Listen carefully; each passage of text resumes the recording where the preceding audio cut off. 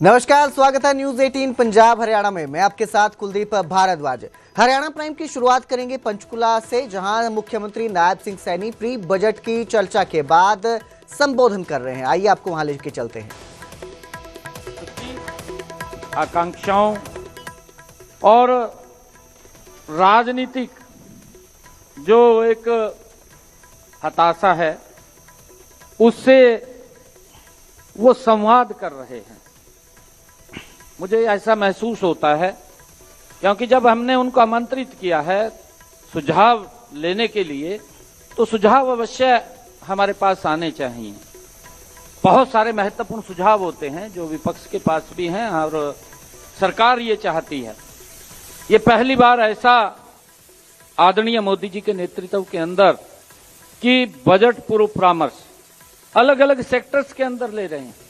और मुझे ये बताते हुए खुशी भी है कि हमने जहां जहां पर हम गए हैं, क्योंकि उस विभाग का हमने पिछले बार कितना बजट घोषित किया था, वो भी हमने स्क्रीन के ऊपर उसी स्टेक होल्डर्स की बैठक के अंदर हमने उनको दिखाया है। और ये भी बताया है कि हमने इसके ऊपर इतना खर्च किया है, इतना पैसा खर्च हो गया है, और बाकी के अभी उसके ऊपर गति से काम चल रहा है। कुछ के टेंडर हो गए हैं, कुछ टेंडर की प्रक्रिया में है, और जल्दी जो हमने बजट की अनाउंसमेंट किया था, उस बजट को हम पूरा खर्च करने वाले हैं। और हमने उसी कड़ी को लेकर के 29 तारीख को भी सभी माननीय मंत्रीगणों के साथ और हमारे जो विभागों के सेक्रेटरीज हैं उनके साथ बैठने का भी ये बना रखा है कि अलग अलग समय के अंदर हम बैठेंगे। उसके अंदर भी ये बैठ करके डिस्कशन होना है कि कितना बजट हमने पिछली बार घोषणा किया था और कितना वो खर्च हो गया है। अगर खर्च नहीं हुआ तो क्यों खर्च नहीं हुआ। हमारे मंत्रीगण भी साथ रहेंगे और हमारे सेक्रेटरीज भी साथ रहेंगे। ये हम उसके ऊपर पूरा मंथन चर्चा करने वाले हैं, ताकि जो हमने शब्द विधानसभा के उस पवित्र सदन के अंदर बोले हैं, एक एक शब्द हमारा वो धरातल के ऊपर उतरना चाहिए। वो सरकार की हमारी जिम्मेवारी है, जिसको लेकर के हम लगातार नॉन स्टॉप आदरणीय मोदी जी के नेतृत्व में, और जो प्रधानमंत्री जी का संकल्प जो मैंने कहा है 2047, उसको हम गति से पूरा कर सकें। साथियों, मैं ये भी कहना चाहूंगा कि आज आप लोगों के जो महत्वपूर्ण सुझाव आप लोगों ने दिए हैं, उसमें हमारे बराला जी जो राज्यसभा सांसद हैं, उन्होंने नए कृषि कानून लागू करने एवं एफपीओज के बारे में उन्होंने बोला है, और किसानों को लाइसेंस देने बारे फसल बीमा योजना, बीमा क्लेम करने बारे आ रही समस्याओं के निवारण हेतु भी उन्होंने कहा है। गोबर से खाद बनाने का संयंत्र एवं बारिश एवं खराब जल को उपयोगी बनाने हेतु भी संयंत्र लगाने की बात उन्होंने कही है। इसी प्रकार हमारे राज्यसभा सांसद रामचंद्र जांगड़ा जी ने भी सीपैट और उत्तरी हरियाणा एवं दक्षिणी हरियाणा में केंद्र सरकार से पास हुए भवन निर्माण कारीगर कल्याण बोर्ड की बात उन्होंने कही है। कौशल रोजगार को बढ़ावा दिया जाए, ये भी उन्होंने कहा है। और जल की वेस्टेज को बचाने के लिए भी उन्होंने अपना महत्वपूर्ण सुझाव दिया है। हमारे नवीन जिंदल जी बीच में बैठे हैं, उन्होंने आवारा पशुओं और कुत्तों के लिए भी अलग से आश्रय स्थापित किया जाए, उसके बारे में उन्होंने महत्वपूर्ण सुझाव दिया है। और ये भी कहा है कि हर गांव में सीवरेज ट्रीटमेंट प्लांट बनाया जाए एवं यमुना नदी को साफ रखने में ध्यान दिया जाए। महत्वपूर्ण सुझाव है उसके ऊपर, क्योंकि सरकार काम भी कर रही है, और ऐसे महत्वपूर्ण सुझाव जिससे कि आम लोगों में भी इसकी जागरूकता जाती है। पुराने स्टेडियम को सुधारा जाए, ये भी जिंदल साहब ने इसके ऊपर अपना महत्वपूर्ण सुझाव हमें दिया है। और इसी प्रकार चौधरी धर्मवीर सिंह जी वो भी बोल करके गए हैं कि ड्रेनों की संख्या बढ़ाई जाए, ताकि जो जल ये सेम की दिक्कत आ रही है और जल बरसात के अंदर बाढ़ की स्थिति आती है, उससे भी उसके अंदर राहत मिले। और उन्होंने ये भी कहा है कि हर पंचायत स्तर पर जल भंडारण सुविधा पर ध्यान दिया जाए। ये एक महत्वपूर्ण सुझाव आप लोगों की तरफ से आए हैं और हमारी कृष्ण गहलोत जी ने भी राई क्षेत्र में पीने के पानी की जो महत्वपूर्ण सुझाव हैं, इन्हीं सुझावों के माध्यम से, क्योंकि जो महत्वपूर्ण सुझाव आप लोगों से आते हैं उन सबको इस बजट में वो स्थान मिले ताकि उस अनुरूप ये बजट खर्च हो। क्योंकि हम देखते थे, मैं ये भी बताना चाहता हूं क्योंकि मैंने कई बार इसकी चर्चा भी की है, हर जो भी बैठक, चाहे हमारे इंडस्ट्रियलिस्ट थे, चाहे टेक्सटाइल के थे, चाहे हमारे स्टार्टअप्स थे, या हमारे किसान थे, प्रगतिशील एफपीओज के हमारे किसान थे, या हमारे महिलाओं उद्यमी थी, या महिलाओं के साथ हमने बैठ करके डिस्कशन किया, उनके सुझाव लिए हैं, हमने जो प्रबुद्ध जन हैं उनसे सुझाव लिए हैं, और जो हमारा विजन डॉक्यूमेंट 2047 हमने गुरुग्राम के अंदर लगभग पूरे दिन का एक सत्र चलाया, और उस पूरे दिन के सत्र के अंदर हमने एक्सपर्ट्स बुलाए, हमने उनके सामने ये पूरा का पूरा विजन ये भी रखा, इसके ऊपर चर्चा भी की है कि हम 2047 के अंदर हरियाणा को इस दिशा के अंदर ले जाना चाहते हैं। उसके अंदर आप लोगों के क्या सुझाव हैं? एक्सपर्ट्स उसके अंदर आए, अलग अलग वर्ग के लोगों को हमने बुलाया और उसके अंदर बैठ करके चर्चा की। हमारे एक उच्च स्तर का अधिकारी उस ग्रुप के अंदर बैठा और ग्रुप के अंदर बैठ करके उनसे चर्चा विचार विमर्श किया। जब हमने पूरा का पूरा प्रेजेंटेशन उनके सामने रखी तो एक अधिकारी फिर उसके बाद प्रेजेंटेशन के बाद उनके बीच में बैठा और उनसे महत्वपूर्ण सुझाव लिए। उसके अंदर बहुत सारे एक्सपर्ट्स, वैज्ञानिक और प्रबुद्ध जन उसके अंदर थे, उनके बड़े महत्वपूर्ण सुझाव आए, जिससे कि हम उस मार्ग के ऊपर गति से बढ़ सके जो आदरणीय प्रधानमंत्री जी का संकल्प है, विकसित भारत, और विकसित भारत में विकसित हरियाणा, ये गति से आगे हो, उसको लेकर के हमने उसके ऊपर बैठ करके काम किया है। और मैं सभी मंत्रीगण और हमारे सभी विधायकगण यहाँ पर हैं कि आप लोगों ने बड़े महत्वपूर्ण सुझाव दिए हैं। मैं आप लोगों से ये भी कहना चाहता हूँ, क्योंकि नवीन जिंदल जी ने कहा था कि अभी और भी कुछ सुझाव ऐसे हमारे पास हैं महत्वपूर्ण। हमने इसको लेकर के पहली बार AI बेस्ड चैट बॉक्स उसको हमने लॉन्च किया और वो प्रदेश के लोगों के साथ किया। एक नंबर भी दिया, क्योंकि उस नंबर को अगर डायल करके वो बात करेगा तो हमारा चैट बॉक्स उससे बात करेगा, उससे जो क्वेश्चन पूछेगा तो वो उससे बताएगा, व्यक्ति बोलता रहेगा और वो उसको सारे को संलग्न करके वो हमें देगा। और मुझे खुशी है बताते हुए ये कि जो AI चैट बॉट ये है, जिसकी शुरुआत हमने 6 जनवरी 2026 को बजट से संबंधित सुझावों को आम जनता से, कि प्रदेश का कोई भी व्यक्ति ये अपने सुझाव हमें दे सके, उसको हमने ये लॉन्च किया था। और उसमें अभी तक हमारे पास AI चैट बॉक्स के माध्यम से 9000 से ज्यादा ये सुझाव प्राप्त हो चुके हैं। इसके माध्यम से 9000 से ज्यादा आगामी बजट जो 2026-27 को जनता के अनुकूल बनाने के लिए इस पोर्टल के माध्यम से हमें वो महत्वपूर्ण सुझाव मिल रहे हैं। मैं आपसे भी ये अनुरोध करूंगा कि जो हमारे सांसदगण हैं, हमारे विधायकगण हैं, जो यहाँ नहीं पहुंच पाए या किसी के पास और ऐसा सुझाव ध्यान में आ जाए कि ये महत्वपूर्ण सुझाव है, मुझे देना चाहिए, आप जो आपकी टेबल के ऊपर या बैग के अंदर जो QR कोड उसको स्कैन करेंगे आप, और स्कैन करेंगे तो आप इस AI बेस्ड जो हमारा चैट बॉक्स है उसके साथ जुड़ेंगे, आप महत्वपूर्ण सुझाव उसके ऊपर भेज सकते हैं। और मुझे ये बताते हुए खुशी भी है कि अगले आने वाले 3-4 दिन तक आप इसको भेज सकते हैं। समय सीमा के कारण 31 जनवरी के बाद ये मिलने वाले सुझावों पर हम विचार करेंगे और उनको इसमें संलग्नित करके ये बजट के अंदर महत्वपूर्ण सुझाव शामिल होंगे। तो मेरा आग्रह है कि आप सब उसके अंदर अगर कोई और महत्वपूर्ण सुझाव आपके पास आए तो इसके अंदर अवश्य उसको शामिल करिएगा। और अब बात करेंगे एसवाईएल की। हरियाणा और पंजाब के बीच एसवाईएल को लेकर जो बरसों का विवाद चल रहा है, इस बार कुछ नया हुआ है। हर बार की तरह वैसे तो इस बार भी बैठक में कोई फैसला नहीं हुआ, लेकिन इसके बावजूद इस बार की बैठक बेहद खास और एसवाईएल के विवाद के सुलझने की आस जगाने वाली रही। ये रिपोर्ट देखिए।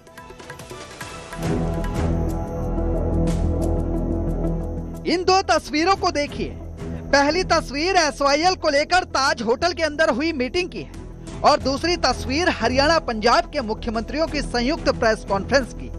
इन्हीं दो तस्वीरों ने अब एसवाईएल विवाद के सुलझने की एक नई उम्मीद जगाई है, क्योंकि अमूमन पंजाब और हरियाणा के बीच एसवाईएल को लेकर जब भी मीटिंग हुई तो दोनों ही राज्यों के मुख्यमंत्रियों के बयान और रास्ते अलग अलग होते थे, लेकिन इस बार दोनों ही राज्यों के मुख्यमंत्रियों के सुर, ताल और रास्ते एक जैसे ही नजर आए। लंबे समय का ये विषय है। 9 जुलाई को भी पॉजिटिव वातावरण में बातचीत हुई है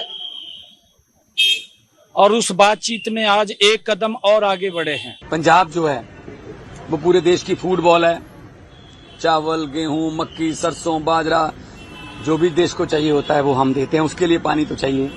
बहुत ही अच्छे माहौल के अंदर बातचीत हुई है और जब अच्छे माहौल में बातचीत होती है तो उसके सार्थक परिणाम भी आते हैं। कि बहुत ही अच्छे माहौल में बातचीत हुई है और ये मुद्दा बहुत देर से चल रहा है, बहुत देर से चल रहा नहीं, लटक रहा कह रहे हैं सब यहाँ।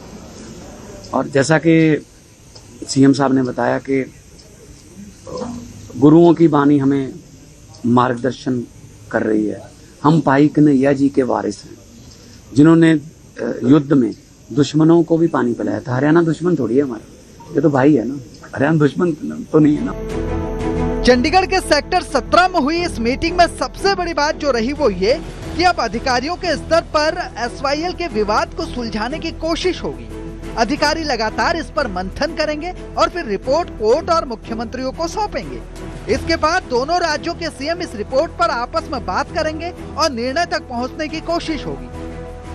आने वाले समय के अंदर, क्योंकि हमारे अधिकारियों ने, मान साहब ने बैठ करके ये भी निर्णय किया है कि माननीय सुप्रीम कोर्ट का जो दिशा निर्देश है, उनके दिशा निर्देश के ऊपर हम इकट्ठे बैठे हैं। सार्थक बातचीत हुई है। उससे पहले भी हम सीआर पाटिल जी, हमारे जो मंत्री हैं, उनकी अध्यक्षता के अंदर हम बैठे हैं। वहाँ भी पॉजिटिव वातावरण में बात हुई है। आज भी पॉजिटिव वातावरण में बात हुई है और हमने ये निर्णय किया है कि आने वाले समय के अंदर हमारे अधिकारी स्तर के ऊपर ये बातचीत होगी। क्या चाहते हैं क्या, तो ये फैसला हुआ है आज कि अधिकारीगण बहुत ही फ्रीक्वेंटली मिलेंगे। सिर्फ माननीय सुप्रीम कोर्ट की तारीख की वेट नहीं करेंगे, या तो तारीख के नजदीक जाके या तारीख के बाद। तो माननीय सुप्रीम कोर्ट ने और केंद्र सरकार ने हमें कहा है कि आप दोनों बैठ के बातचीत कीजिए। तो जो दायित्व पंजाब के लोगों ने और हरियाणा के लोगों ने हम दोनों पे दिया है, हम भी चाहते हैं कि कोई ना कोई इसका हल निकले। और अधिकारीगण जो हैं वो बहुत, हो सकता है महीने में 3 भी हो जाए, हो सकता है महीने में 4 भी मीटिंगें हो जाएं। तो अधिकारीगण बैठेंगे दोनों के। इसके साथ ही दोनों राज्यों के मुख्यमंत्रियों के बयान भी इस बैठक के अहम बिंदु रहे। दोनों ही राज्यों के मुख्यमंत्रियों ने बैठक को सकारात्मक बताया, सार्थक परिणाम की बात कही, पंजाब हरियाणा के भाईचारे की भी बात आई। कुल मिलाकर बरसों से चले आ रहे एसवाईएल विवाद का हल अब अधिकारियों की बैठक और उनकी रिपोर्ट से निकालने की कोशिश होगी। हालांकि अब ये कोशिश सिरे चढ़ पाएगी या नहीं, ये तो दोनों राज्यों के नेताओं और लोगों की आपसी समझ और भाईचारे पर निर्भर करता है। लेकिन इतना जरूर है कि अभी एसवाईएल की राह इतनी आसान नहीं है, क्योंकि एसवाईएल के पानी और नहर पर दोनों राज्यों का अपना अपना स्टैंड कायम है। हरियाणा की मांग है कि उसे उसका हक का पानी मिले और समझौतों के तहत पानी दिया जाए। वहीं अब तक पंजाब का स्टैंड ये क्लियर है कि उसके पास हरियाणा को देने के लिए अतिरिक्त पानी नहीं है। इसके अलावा पंजाब की ओर से अभी तक नहर निर्माण पर कोई कदम भी नहीं उठाए गए। एसवाईएल के तहत पंजाब और हरियाणा में 212 किलोमीटर लंबी नहर का निर्माण होना था, जिसमें से पंजाब में 121 किलोमीटर नहर का निर्माण होना है, लेकिन अभी तक ये पूरा नहीं हो पाया है, जबकि हरियाणा 91 किलोमीटर की नहर को तैयार कर चुका है। हालांकि अब पंजाब के सीएम ने नहर निर्माण को लेकर भी एक नई बात कही है। नहर में क्या नहर में क्या आता है? एसवाइल नहर जो है वो बनने नहर में क्या आता है? वो बाद में तय हो सकता है। अच्छा, नहर में जूस छोड़ोगे क्या? नहर में जूस छोड़ोगे? पानी तो डिसाइड कर ले, नहर बना दे। बहरहाल हरियाणा और पंजाब के बीच हुई इस सकारात्मक मीटिंग के बाद अब इंतजार उस फैसले का है जिससे दोनों राज्यों के बीच बरसों से चला आ रहा ये विवाद सुलझ जाए। Bureau report, news 18 Punjab Haryana. तो एसवाईएल को लेकर एक और हरियाणा और पंजाब के मुख्यमंत्रियों की बैठक हुई, तो दूसरी ओर हरियाणा में विपक्ष ने इस बैठक पर सवाल उठाने शुरू कर दिए। कांग्रेस और इनेलो ने बैठक पर सवाल उठाते हुए पूछा कि जब सुप्रीम कोर्ट पहले ही फैसला दे चुका है तो फिर बैठकें करने का क्या मतलब रह जाता है? वार्तालाप का क्या मायने है? कितने 11 साल 16 से लेकर अब तक 9 साल तो गुजार दिए, और कितना साल गुजारेंगे भाई? वार्तालाप का कोई मतलब? मैंने उसी टाइम असेंबली में भी कहा था ये कंटेम्प्ट ऑफ कोर्ट डालो। जब सुप्रीम कोर्ट देश का सबसे बड़ा जुडिशियल है, उसका ही फैसला नहीं चलेगा तो कैसे चलेगा ये काम? ये भाई फिर तो कोई किसी को कहीं एक दूसरे स्टेट का कोई करने नहीं देंगे। ये हमारी फेडरल स्ट्रक्चर है, हमारा संविधान का फेडरल स्ट्रक्चर को खतरा है इस बात से। तो अगर फेडरल स्ट्रक्चर कायम करना है तो सुप्रीम कोर्ट हाईएस्ट कोर्ट है, तो इसका बेमायने है बात करने की। मैं इस बात का भी कहूँ, कोई मतलब नहीं कंटेम्प्ट ऑफ डाल के। यहाँ पे भी बीजेपी की सरकार है और केंद्र में बीजेपी की सरकार है। समाधान होता तो फिर मामला सुप्रीम कोर्ट में नहीं जाता। फिर सुप्रीम कोर्ट चीफ मिनिस्टर को मीटिंग करने की कहने की बजाय सेक्रेटरीज की मीटिंग होती है। उस लेवल पे लिंग अराउंड करने की बात है। जब तक पंजाब के चुनाव नहीं हो जाते तब तक मैं समझता हूं कि एसवाईएल के ऊपर कोई फैसला नहीं होगा। ये केवल लोगों की आंख में धूल झोंकने वाली बात है। ये आपस में मिले हुए हैं। आज मान ने जिस ढंग से कहा है, पहले तो कहता था एक बूंद पानी नहीं दूंगा, आज ये कह दिया कि किसी का हक नहीं मरना चाहिए। तो फिर हक नहीं मरना चाहिए तो फिर अधिकारियों पे क्यों छोड़ते हैं? हरियाणा में 6 आईएएस अधिकारियों के तबादले हो गए हैं। सुधीर राजपाल हरियाणा के नए होम सेक्रेटरी बने हैं। वहीं सुमिता मिश्रा को एसीएस हेल्थ और एजुकेशन मेडिकल एजुकेशन लगाया गया है। अनुराग रस्तोगी से फाइनेंस डिपार्टमेंट के एसीएस का चार्ज वापस लिया गया। सीएम के प्रिंसिपल सेक्रेटरी को फाइनेंस डिपार्टमेंट का एडिशनल चार्ज दिया गया है। विनय कुमार पंचकुला नगर निगम के कमिश्नर नियुक्त हुए हैं। वे 6 अधिकारियों के तबादले हुए और उसके बाद जिस तरह से इनके जो है डिपार्टमेंट थे उनमें भी कईयों में बदलाव किया गया है। सुमित्रा मिश्रा को एसीएस हेल्थ और मेडिकल एजुकेशन लगाया गया है।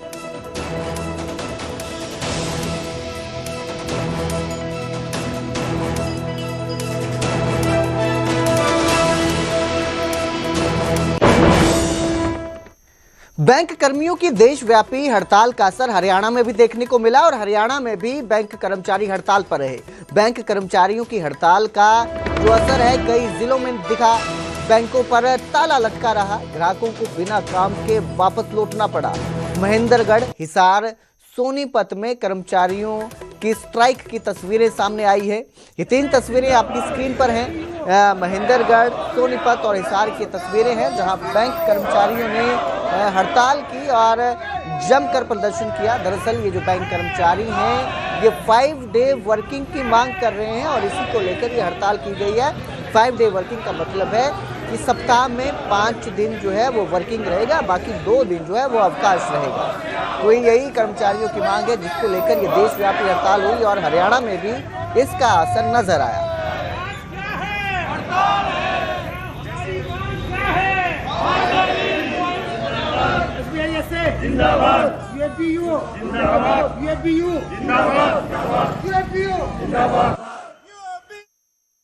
तो हड़ताल पर जो कर्मचारी गए हैं सबसे पहले इनकी मांग है कि हफ्ते में 5 दिन जो है वो काम होना चाहिए। 5 डे वर्किंग की ये मांग है। इसके साथ सभी शनिवार जो रहते हैं, जितने भी शनिवार आएंगे उसको छुट्टी होनी चाहिए, ये मांग है। बैंक में छुट्टी रहेगी, जैसे रविवार को छुट्टी रहती है, और शनिवार भी जो आएंगे उन पर छुट्टी होनी चाहिए। इसके साथ ही सरकार से आश्वासन ना मिलने से भी बैंक कर्मचारी नाराज हैं, किसी तरह का भरोसा नहीं मिला है। तो ये जो मांग है, इसको लेकर ये हड़ताल की गई है। अब कर्मचारियों का कहना है कि अगर उन्हें कोई भरोसा नहीं दिया जाता है, आश्वासन नहीं मिलता है, तो वो जो है अपना जो ये हड़ताल है, जो स्ट्राइक है, संघर्ष है, उसे और तेज करेंगे।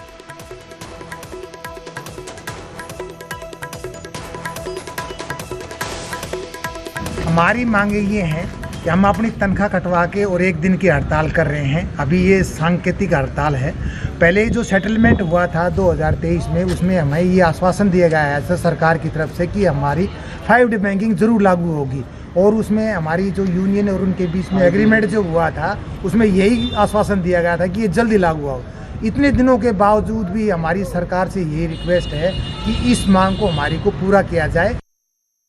तो हमारा बैंकिंग शेड्यूल बनाया गया था, वो पास होने के बाद भी इम्प्लीमेंट नहीं किया जा रहा है गवर्नमेंट के द्वारा, और गवर्नमेंट बहुत हल्के में ले रही है बैंकर्स कम्युनिटी को। तो इसका रोष दिखाते हुए आज हमने हड़ताल की है, और हम डिमांड कर रहे हैं कि ये लॉन्ग पेंडिंग डिमांड हमारी पूरी हो। तो उसकी इम्प्लीमेंटेशन के लिए आज से लगभग 20 महीने पहले सरकार ने ये हमारी मांग मान ली कि बैंकों के अंदर 5 दिन का वीक होगा, लेकिन लगभग 2 साल बीतने के बाद भी अभी तक वो इम्प्लीमेंट नहीं। और अब जिक्र करेंगे हरियाणा में मौसम के बदले मिजाज की। कई जिलों में बारिश और ओलावृष्टि हुई है, और बारिश और ओलावृष्टि से एक बार फिर प्रदेश का जो तापमान है वो गिरता नजर आ रहा है। गुरुग्राम में बारिश से तापमान में गिरावट दर्ज की गई, महेंद्रगढ़ में ओलावृष्टि हुई, हिसार में भी बारिश के साथ ओले गिरे हैं। तो जिस तरह से मौसम ने करवट ली है, मिजाज बदला है मौसम का, एक बार फिर ठंड बढ़ती नजर आ रही है, तापमान में गिरावट हो रही है। और जो ये ओलावृष्टि हुई है, ये भी फसलों के लिए नुकसानदायक साबित हो सकती है। अगर भारी मात्रा में ओलावृष्टि होती है तो फसलों को नुकसान होगा, और एक बार फिर से ठंड जो है वो अपना प्रकोप दिखाती नजर आ सकती है। हालांकि बताया जा रहा है कि अगले 2-4 दिन इसी तरह के मौसम की संभावना जताई जा रही है। तो जो लोग हैं उनकी परेशानी भी बढ़ सकती है बारिश के चलते, लेकिन मौसम का बदला मिजाज जो है एक बार फिर ठंड के कहर को दर्शाने वाला है।